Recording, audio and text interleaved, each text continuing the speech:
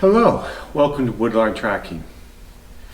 Kind of wet day in Ohio, but I'm going to do a video here, talk a little bit about Virginia and all the horrible things going on down there and what we can do as good American patriots and what we should do, because this is a big moment in our history, and what is going on is I would never believe I would see it, but it's going on. So we'll talk a little bit about it, some ideas, what we can do, things to think about, how to prepare. So let's get started. Okay, first of all, we need to pray to God. We need to become spirit-filled and prayed and let God lead us on this, because He is ultimately in control. Our faith rests in Him. And we just need to spend a lot of prayer time in praying for God's wisdom and God to interact to make this bad situation go away and keep our rights. Now, it's a horrible thing of what the Virginian government is doing to the people and law-abiding citizens. And I can't even go on all the laws that they're trying to pass.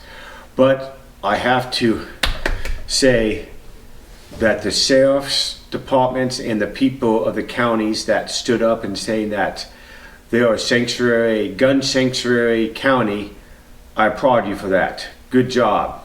Good job in standing up and peacefully. And the big protest they had the other day, good job, guys, of going down there and peacefully protesting, cleaning up yourselves, not getting in a fight, not tearing the place down. That's good American patriots right there. So the biggest thing that we need to do, I believe, is we need to unite. We're so fractured and we get upset about such little things, we have to unite.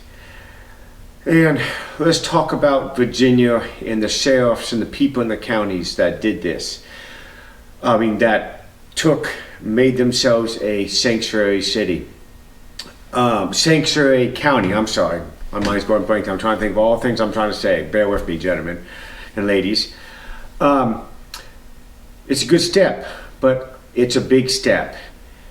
And for the sheriff to lead all this, it's going to be a big job for him. He's going to lose a lot of support probably, because it might just be his county that is supporting him, because everything else comes from the state and all that. So it could be on a long, hard road for you guys, and for all of us for that matter.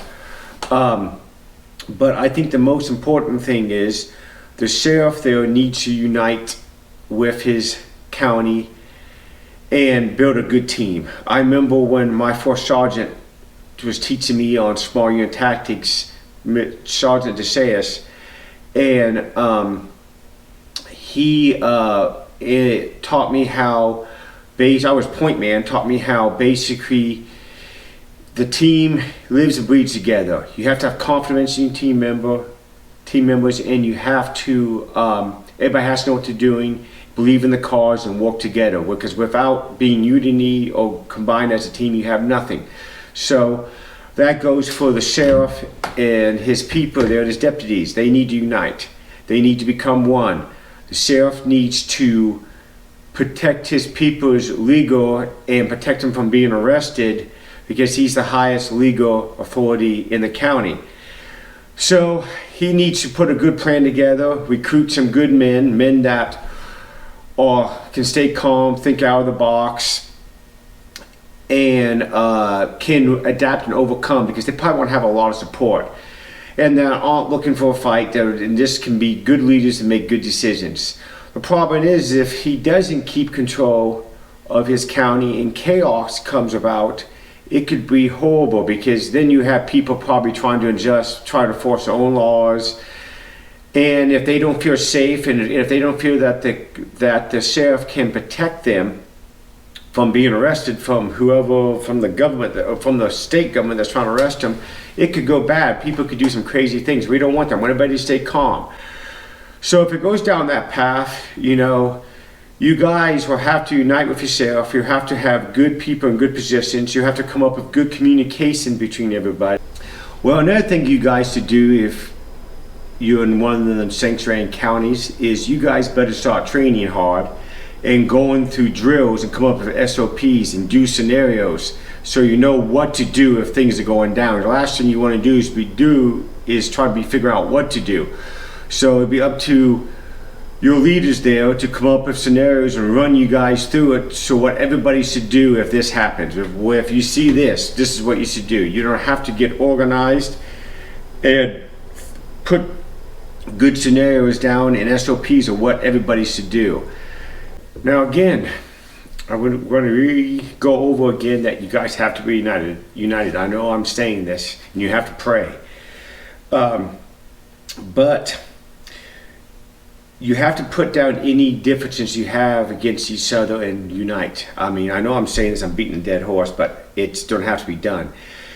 And it'll take good leadership, because basically if the sheriff doesn't do his job and keep his people safe, it could end up badly for everybody and go to chaos. I just want to implement that. Also, another thing you have to look out for is false flags.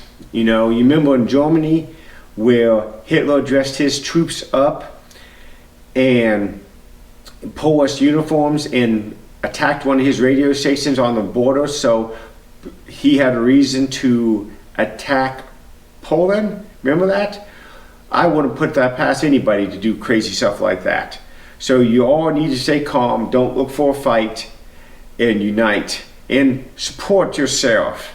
You don't have to support him in every way, because he's going to have a difficult job that he's never probably done before, and trying to keep order on all this and keep everybody morale up and keep everybody safe. So the people, again, support, say good things, don't bicker, go the extra mile. This is what we'll have to do to keep our freedom.